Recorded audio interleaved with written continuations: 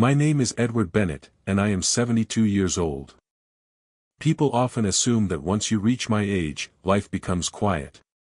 They imagine peaceful mornings, slow afternoons, and evenings spent watching the sunset without a care in the world. For the most part, that's exactly how my life had become. I woke up before sunrise every morning without needing an alarm. Old habits are difficult to leave behind. I made myself a fresh cup of coffee, watered the flowers my late wife loved so dearly, and sat on the porch where I could watch the neighborhood slowly come to life. Children waited for school buses. Neighbors walked their dogs. The mail carrier waved every morning without fail. It wasn't an exciting life, but after 4 decades working as a certified financial auditor, excitement was the last thing I wanted. For 43 years, numbers had been my world. I spent my career finding hidden mistakes, uncovering fraud, and protecting businesses from financial disasters. People used to joke that I could spot a lie just by looking at a balance sheet. Ironically, the biggest lie of my life wasn't hidden inside a company's books. It was hidden inside my own family. After my wife, Margaret, passed away 6 years earlier, everything changed. The house became quieter. Dinner tasted different. Even holidays felt incomplete. The only reason I kept moving forward was my daughter, Sophie. She was 38 years old. Smart. Confident. Determined. At least, that's what I believed. Whenever she visited, she always looked successful. Designer clothes. Luxury handbags. Expensive watches. She drove a different luxury car almost every year. Whenever I asked how business was going, she'd laugh. Better than ever, Dad. She had started a consulting company nearly 8 years earlier. According to her, investors loved her. Clients couldn't stop recommending her. Awards kept arriving. Magazine interviews. Business conferences. Social media pictures filled with smiling executives shaking her hand. Every photo painted the picture of someone who had built success through hard work. And like every proud father, I believed every word. Friends at church often asked about her. I'd smile and say, "She's accomplished more than I ever dreamed." Looking back now, that sentence still hurts. Because I wasn't celebrating my daughter's success. I was unknowingly celebrating my own destruction. The first warning didn't come with flashing lights. It came inside an ordinary white envelope. Nothing about it seemed unusual. Just another piece of mail mixed between grocery coupons and utility bills. I almost threw it away. Then I noticed the logo. It belonged to a financial institution I'd never done business with. Curious, I opened it. Inside was a polite letter thanking me for opening a premium commercial line of credit. I frowned. Commercial? Line of credit? There had to be some mistake. I hadn't owned a business since retiring over 10 years ago. The letter congratulated me on expanding my company's financial capacity. It even wished me success in my future projects. I laughed. Wrong person. Wrong address. Wrong account. Simple mistake. At least. That's what I wanted to believe. The next morning I called the customer service number. After waiting nearly 20 minutes, a representative answered. She verified my identity. Then she politely confirmed something that made my blood run cold. According to their records, I had personally signed every document. I thanked her, hung up the phone, and sat perfectly still. There are moments when your brain refuses to process reality. This was one of them. I checked my filing cabinet. Every financial record I owned was perfectly organized. Tax returns. Retirement statements. Insurance policies. Investment reports. Nothing matched what the bank was describing. Someone had made a terrible mistake. Or someone had done something much worse. I tried convincing myself there was another explanation. Maybe identity theft. Maybe a clerical error. Maybe outdated information. Anything except what my instincts were quietly whispering. For 2 nights I barely slept. Every possibility ran through my head. Then another envelope arrived. Different bank. Different account. Different loan. Same name. Mine. This time the amount was nearly 3 times larger. My hands started shaking. I've spent decades investigating financial fraud. Patterns reveal truth. One strange transaction can be ignored. 2 identical situations become evidence. 3 become certainty. By Friday afternoon I already knew this wasn't random. Someone was systematically using my identity. That evening Sophie called. "Hi, Dad. Just checking in." Normally hearing her voice made my day. This time, something felt different. She sounded cheerful. Too cheerful. Almost rehearsed. "Everything all right?" she asked. I hesitated. For a split second I considered telling her about the letters. Instead I simply answered, "Just a little tired." She quickly changed the subject. Talking about a business conference. A new investment opportunity. Some important partnership overseas. She spoke for nearly 15 minutes. Not once did she ask how I was really doing. Not once. When we ended the call, I stared at my phone much longer than usual. A strange feeling settled inside me. It wasn't suspicion. Not yet. It was disappointment. Because for the first time, I realized our conversations had become performances. She talked. I listened. Then she disappeared until the next convenient phone call. The following Monday I requested a complete copy of my credit report. I wasn't expecting surprises. I expected confirmation that the banks had made errors. Instead, my entire financial identity looked like someone else's life. Business loans. Corporate guarantees. Credit cards. Investment accounts. Financial obligations worth millions of dollars. Every single one connected to my name. Every signature looked almost identical to mine. Not perfect, but frighteningly close. Whoever forged them had practiced. A lot. I stared at the pages until the words blurred together.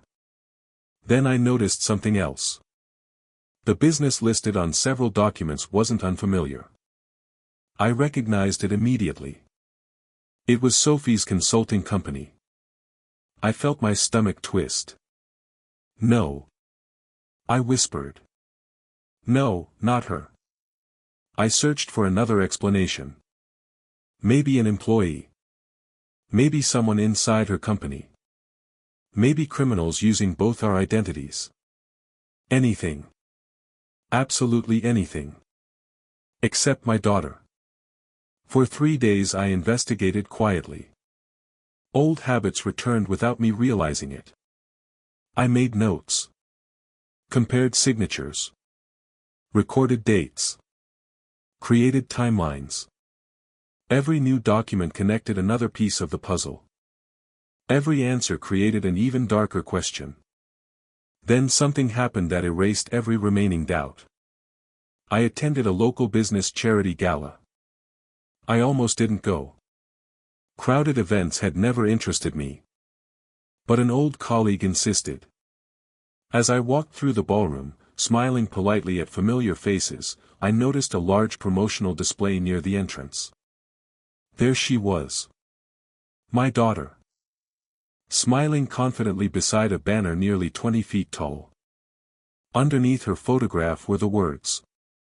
Visionary Entrepreneur of the Year. People surrounded her. Photographers flashed cameras. Business leaders congratulated her. She looked like someone who had conquered the world. Then I overheard two executives talking behind me. I heard her company doubled in value again. They say investors trust her because of her father's financial reputation. I froze. My father's financial reputation? One man continued. Edward Bennett's name opens every door. Banks practically compete to finance anything connected to that family. My heart stopped. They weren't talking about respect. They were talking about leverage. My name. My lifetime reputation. My decades of honesty. It wasn't simply protecting her image. It had become the foundation of her empire. And suddenly every expensive car, every luxury vacation, every award, every smiling interview, looked completely different. Because behind every success story, there was a question no one had asked. Whose life had paid for it? I quietly left the ballroom before Sophie ever noticed I had been there. That night, I unlocked a cabinet I hadn't opened since retirement. Inside sat dozens of old investigation notebooks from my auditing career. For years they had collected dust. Now they reminded me of the man I used to be. Patient. Methodical. Impossible to fool. I ran my fingers across the worn leather covers and made myself a promise. If someone had stolen my identity, I would uncover every single detail. No assumptions. No emotional decisions. Only facts. Even if those facts destroyed the only family I had left. I didn't yet know where the investigation would lead. But deep inside, I already feared I knew exactly where it would end. I have always believed that numbers tell the truth. People lie. Documents can be altered. Memories fade. But patterns? Patterns rarely deceive. By Tuesday morning, my dining room table had disappeared beneath stacks of paperwork. Credit reports. Bank statements. Property records. Public business filings. Every page added another piece to a puzzle I wished had never existed. For years I had kept every important document in carefully labeled folders. Retirement had not changed that habit. Margaret used to tease me that I could probably find a receipt from 20 years ago faster than most people could find their car keys. That morning I silently thanked her for putting up with my obsession. Without it, I would have been completely lost. I began comparing dates. The first commercial loan had been approved nearly 7 years earlier. Sophie's company had been little more than a small consulting business back then. The amount had been modest. Large enough to help a new business. Small enough that nobody would question it. A year later came another loan. Then another. Each one larger than the last. Each one supported by financial guarantees carrying my name. It wasn't reckless. It was careful. Whoever had done this understood exactly how banks evaluated risk. The approvals followed the same pattern successful businesses often did. Steady growth. Increasing revenue. Expanding credit. Everything looked natural. Everything looked legitimate. And that made it even more frightening. Around noon I called an old friend. Richard Collins and I had worked together for almost 20 years before retiring. He had become one of the most respected forensic document examiners in the state. If anyone could tell whether the signatures were genuine, it was Richard. He answered on the second ring. "Edward. This is a surprise. I wish it were a pleasant one." An hour later I was sitting across from him in his small office.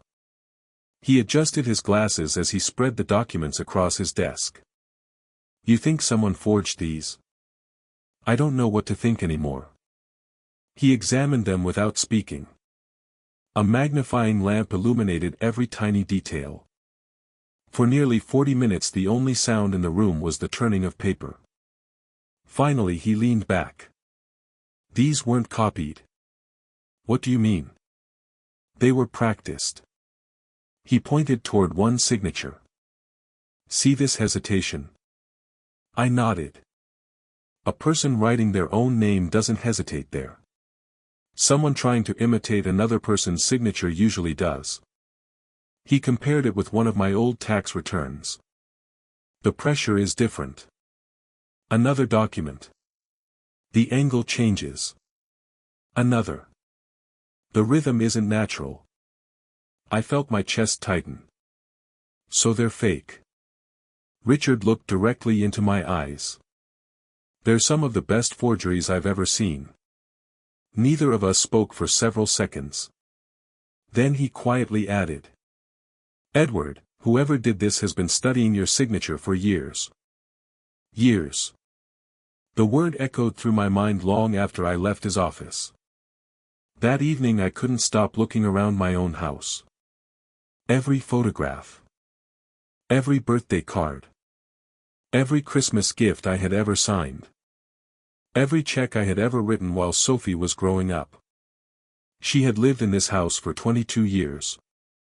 If she needed examples of my handwriting, there had been thousands. I hated myself for even allowing the thought into my mind. No father wants to imagine his own child preparing to deceive him. The following morning I drove past Sophie's office. I told myself I was simply curious. Nothing more. The building was far larger than I remembered. Modern glass walls reflected the morning sun. Luxury vehicles filled the parking lot. Employees walked confidently through the entrance carrying laptops and expensive briefcases. A large sign displayed the company logo. Successful. Professional. Respected. At least on the outside. I parked across the street and watched for nearly an hour.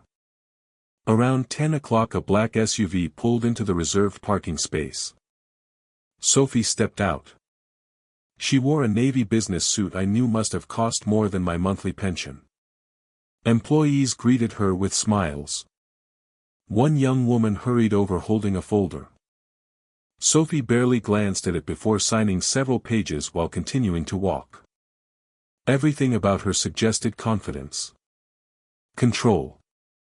Authority. For a brief moment, I almost convinced myself I had been wrong. Maybe she really was innocent. Maybe someone inside her company had been using both of our identities. I started the engine, preparing to leave. Then something unexpected happened. A delivery driver approached the reception desk carrying a package. The receptionist looked at the label and immediately picked up the phone. A minute later Sophie returned. She accepted the package herself. Instead of taking it upstairs, she looked around the lobby first. Not casually. Carefully. Almost nervously. Then she carried it into a room marked private. The expression on her face wasn't the expression of a successful executive. It was the expression of someone protecting a secret. That single moment erased the small hope I had been holding on to. 2 days later another discovery arrived from an unexpected source.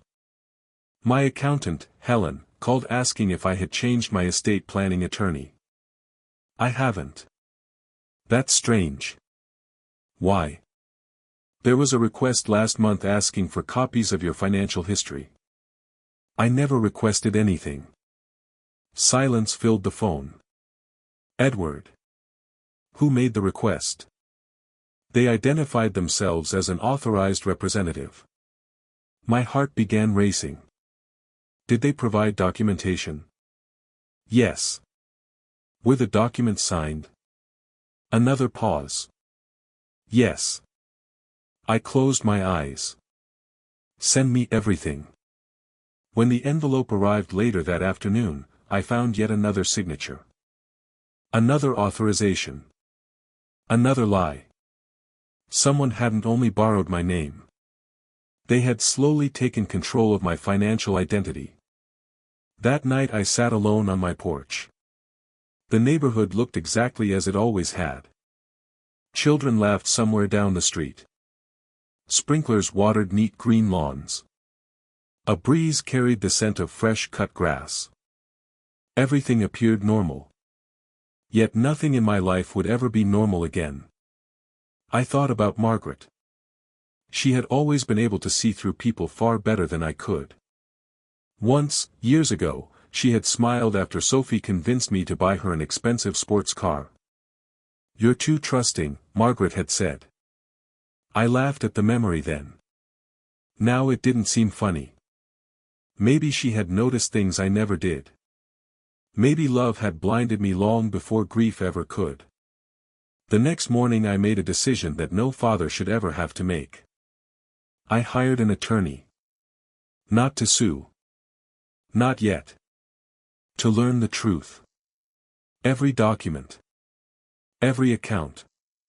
Every loan. Every guarantee. I wanted everything placed in chronological order. If Sophie was innocent, the evidence would prove it. And if she wasn't, no amount of denial would change the facts. As I left the attorney's office, my phone buzzed. It was a message from Sophie. "Dinner at my place this Saturday? I've got something exciting to celebrate." I stared at the screen for several seconds.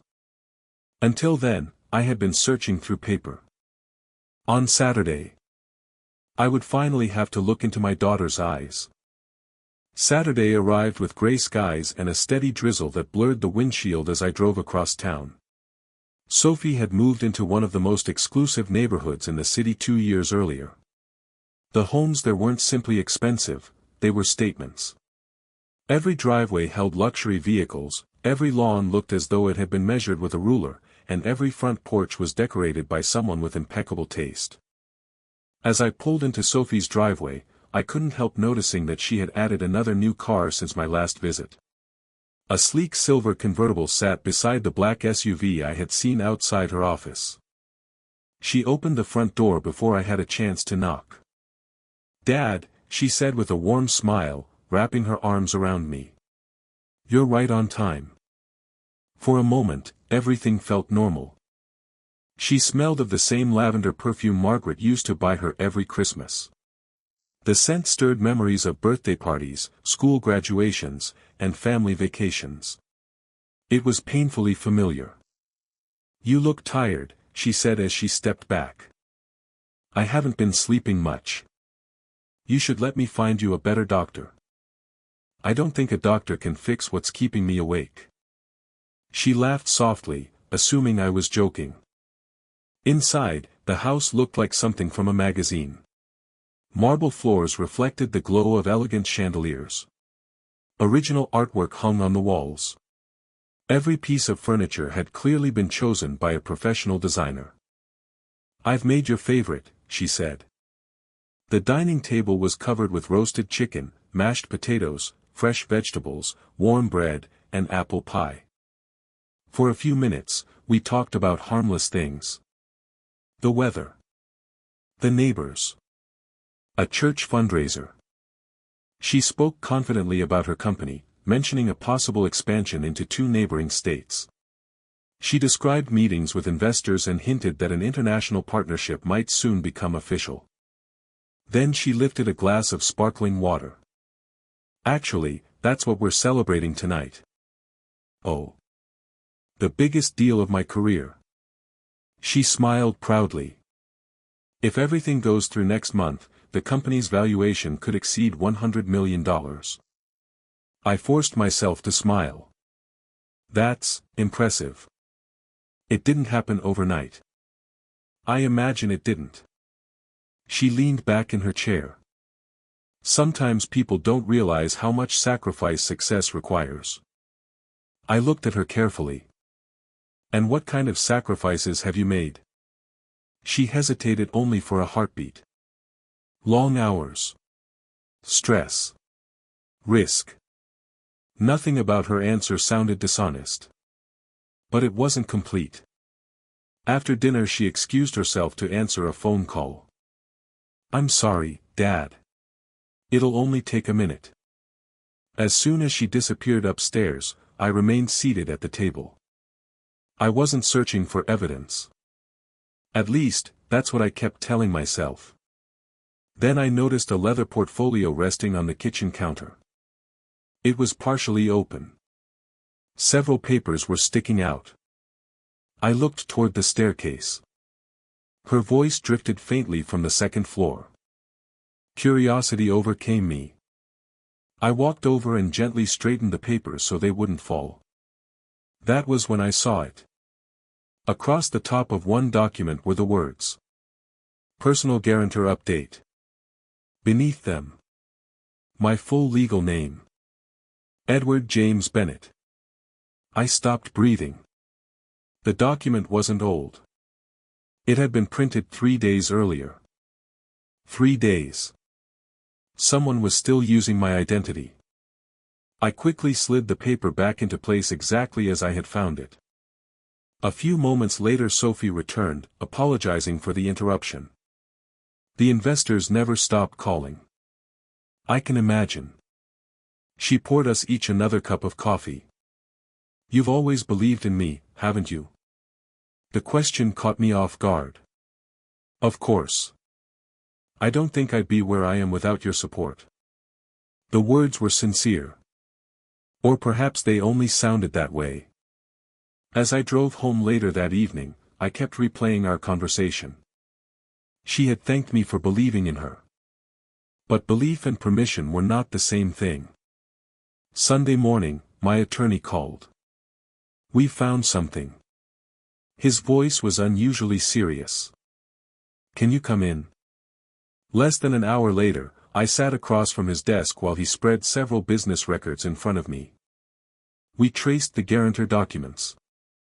And they weren't submitted directly by the banks. Who submitted them?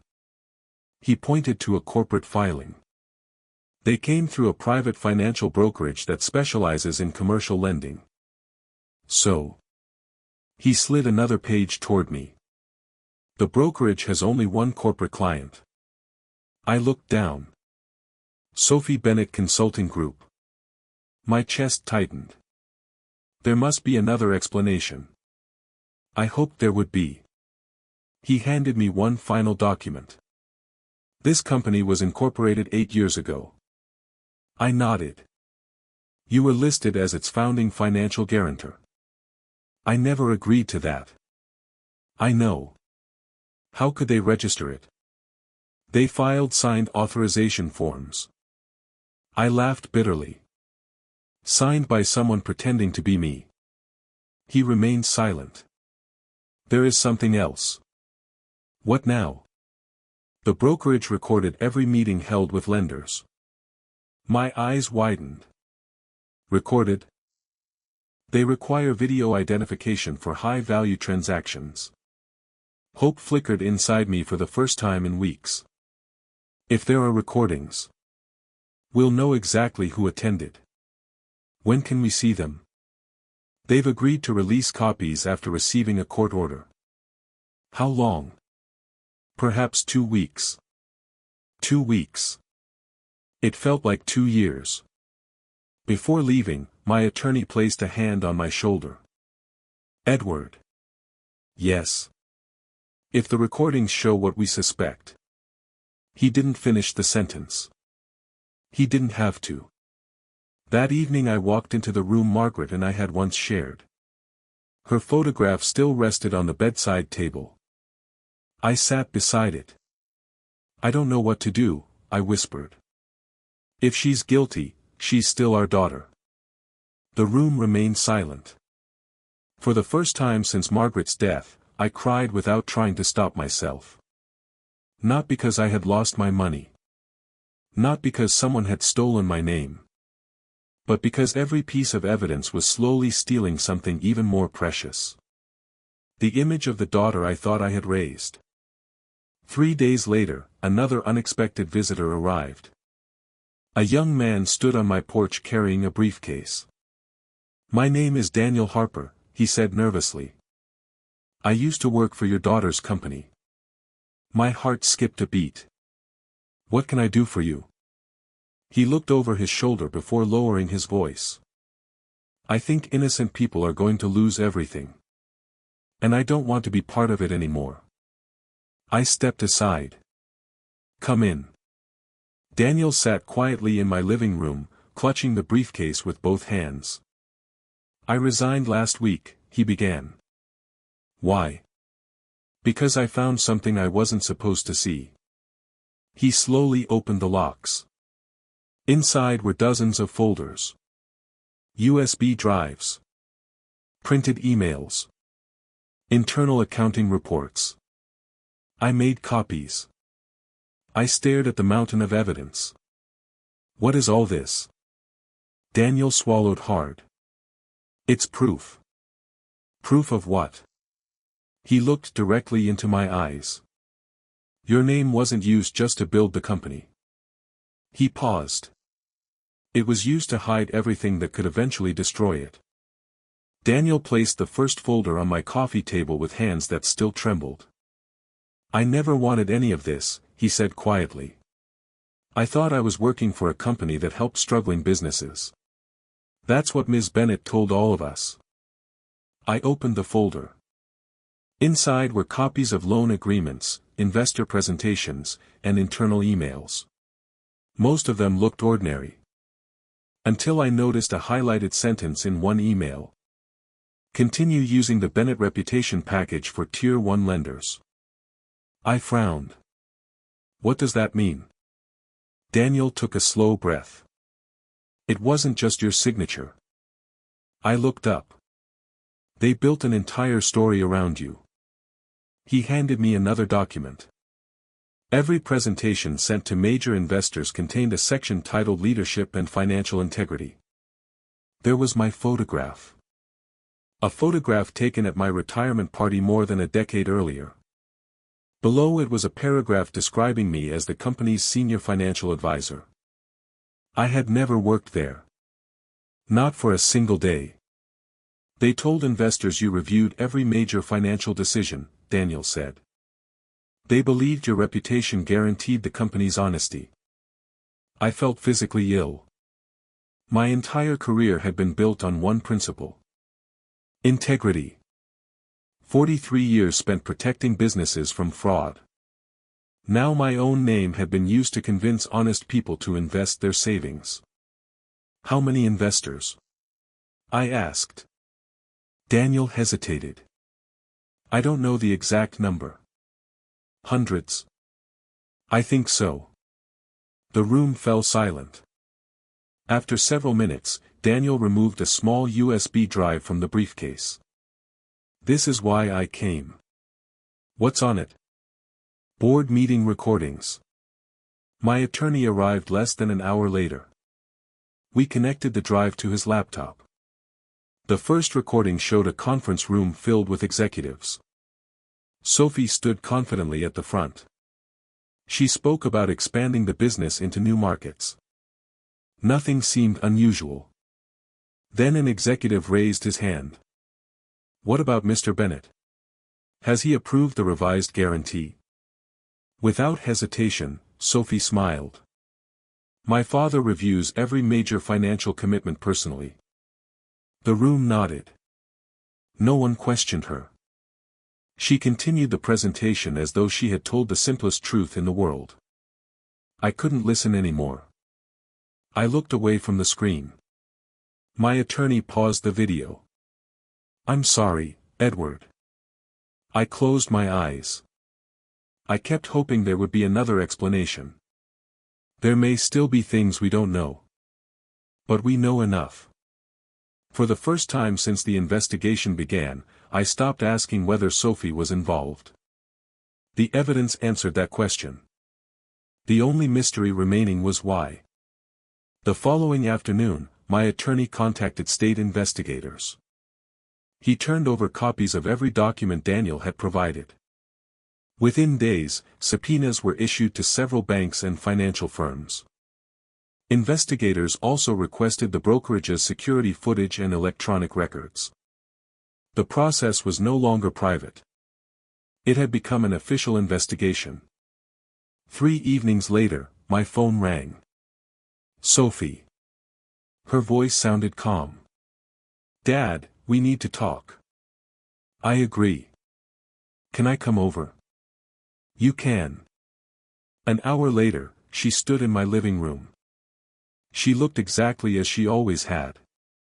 Perfectly dressed. Perfectly composed. Until she noticed the folders covering my coffee table. The color drained from her face. Neither of us spoke for several seconds. Finally, I asked the question that had haunted me for weeks. Why? She looked down. It wasn't supposed to happen like this. That was not a denial. It was the first honest sentence she had spoken to me in a very long time. Sophie remained standing in the middle of my living room. For the first time in her life, she looked uncertain. Not frightened. Not angry. Simply exhausted. The silence between us felt heavier than any argument either of us could have imagined. Finally, she spoke. It started with one loan. I didn't answer. I never planned for it to become this. You used my name. Her eyes filled with tears. I know. You forged my signature. I know. You told investors I worked for your company. She lowered her head. Yes. I took a slow breath, struggling to keep my voice steady. Then explain it to me. She sat down across from me. When I started the company, no bank would lend me enough money to grow. Every meeting ended the same way. They said I didn't have enough history, enough credibility. So you decided to steal mine? No. She shook her head. Not at first. She looked toward the window. My business partner suggested listing you as an informal financial advisor. He said your reputation would make investors feel comfortable. Business partner? She nodded. Michael Turner. I had never heard the name before. He told me everyone exaggerated their resumes. He said this was no different. And you believed him? I wanted the company to survive. She wiped away a tear. The first documents only mentioned your experience. But they carried my signature. I didn't sign those. I stared at her. What? Michael handled all the financing. So you're saying he forged my name? I didn't know he had. My attorney, who had remained quietly in the corner of the room, finally spoke. That's something investigators will determine. Sophie looked at him for the first time. I know who you are. I'm sure you do. She covered her face with both hands. I should have stopped everything years ago. Why didn't you? Because every success created another promise I couldn't keep. She laughed bitterly. When investors saw growth, they invested more. When banks approved larger loans, we hired more employees. When magazines called, I couldn't admit the company wasn't what everyone believed. It became impossible to tell the truth. I listened carefully. Some of what she said explained her decisions. None of it excused them. 3 days later, investigators executed search warrants at the company's headquarters. Employees were asked to leave the building while forensic accountants copied computers, emails, and financial records. News spread quickly. By afternoon, local business websites were reporting that Sophie's company was under investigation for possible financial misconduct. Television crews gathered outside the office. Investors demanded answers. The board of directors called an emergency meeting. That evening Daniel phoned me. They've suspended Michael. Only suspended? For now. What about Sophie? She stepped down as chief executive this afternoon. I closed my eyes. The empire she had spent 8 years building was beginning to crumble. Not because of rumors. Because facts were finally replacing appearances. A week later my attorney called with another update. The brokerage released the security footage. And You should come to my office. I arrived 30 minutes later. The investigators had already reviewed the recordings. One video showed Michael Turner entering the brokerage with a folder under his arm. Another showed him meeting with loan officers. A third revealed him presenting documents carrying my forged signature. But something else caught everyone's attention. Sophie wasn't in those meetings. She had never appeared in a single financing appointment. The room remained silent after the final recording ended. So she wasn't there, I said quietly. No, my attorney replied. But that doesn't necessarily remove responsibility. I understand. The evidence painted a more complicated picture than I had expected. Michael appeared to be the architect of the financing scheme. Yet Sophie had continued allowing the company to benefit from it long after she should have questioned what was happening. She hadn't created every forgery. But she had accepted the success it produced. Days later, investigators questioned both Michael and Sophie separately. Michael denied everything.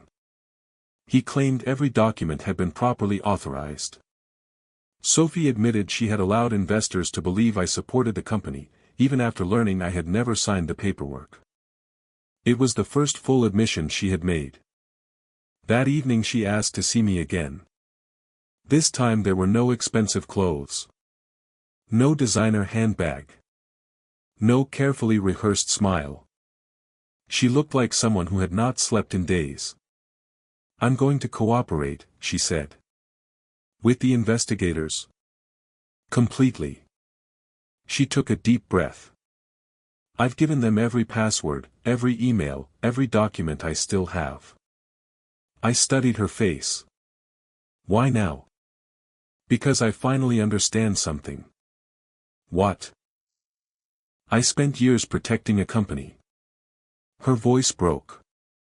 And destroyed the only relationship that ever really mattered. Neither of us spoke. Some wounds cannot be healed with apologies. Some trust cannot be restored in a single conversation. Outside, rain began tapping softly against the windows. For the first time since this nightmare had begun, neither of us tried to pretend everything was fine.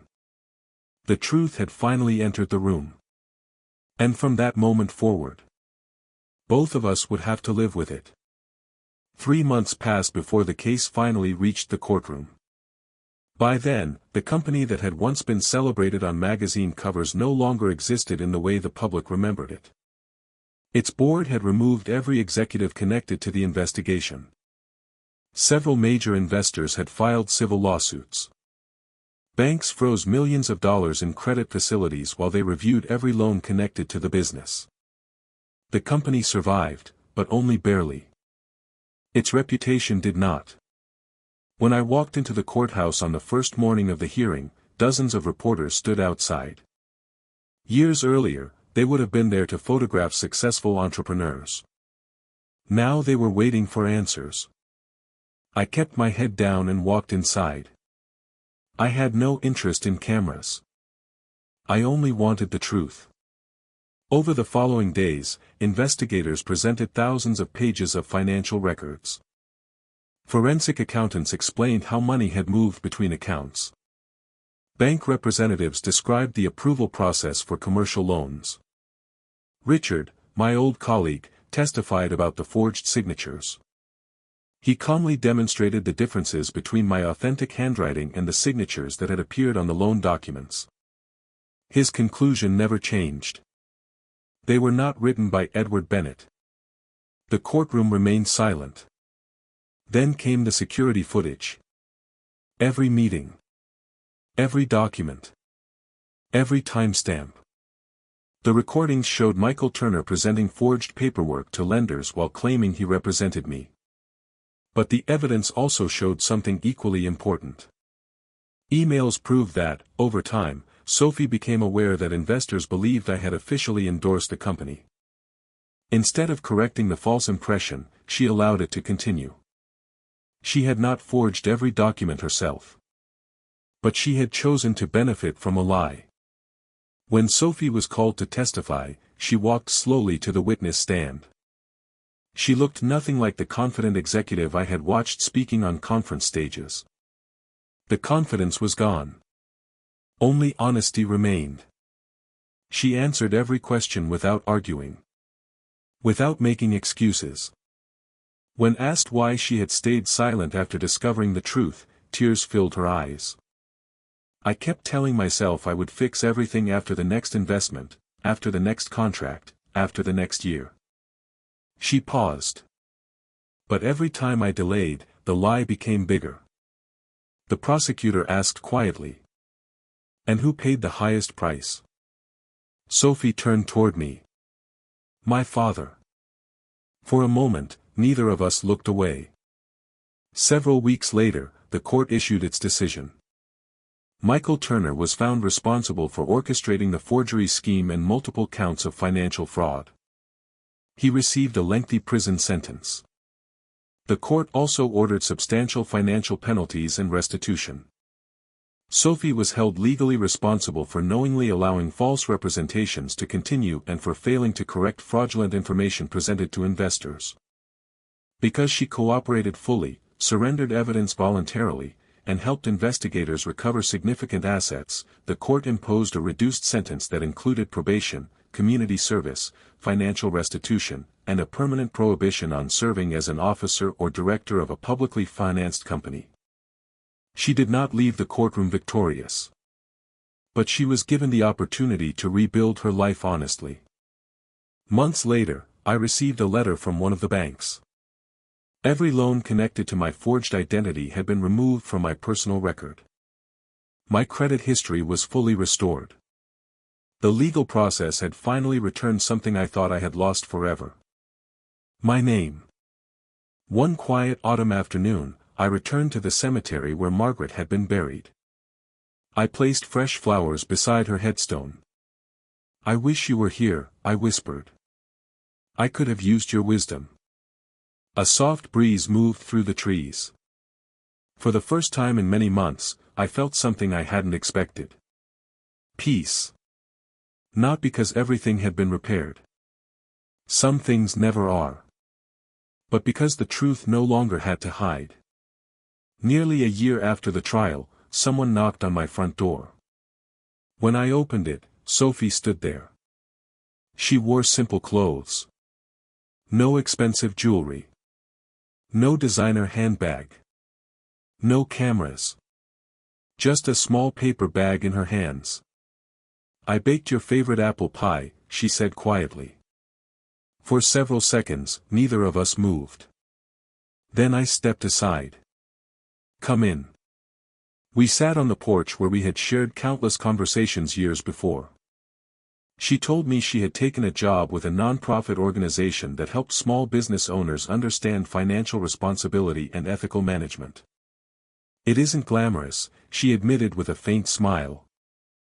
It doesn't have to be. No. She looked toward the garden. I finally understand that. There were long pauses between our conversations. Not uncomfortable ones. Honest ones. Trust does not return the moment someone says they're sorry. It returns one truthful decision at a time. Over the following months, we slowly rebuilt what had almost been lost forever. Not perfectly. Some memories continued to hurt. Some questions never had satisfying answers. But forgiveness, I learned, is not pretending the past never happened. It is choosing not to let the past decide every tomorrow. Today, at 72 years old, my mornings are much the same as they have always been. I wake before sunrise. I make a fresh cup of coffee. I water Margaret's flowers. I sit on the porch and watch the neighborhood come to life. Children still wait for school buses. Neighbors still walk their dogs. The mail carrier still waves every morning. Life is quiet again. But now I understand something I once overlooked. A good reputation can take a lifetime to build. A single lie can place it in danger. Yet even after betrayal, truth has a remarkable way of finding its voice. And when it finally does, No fortune built on deception can stand against it.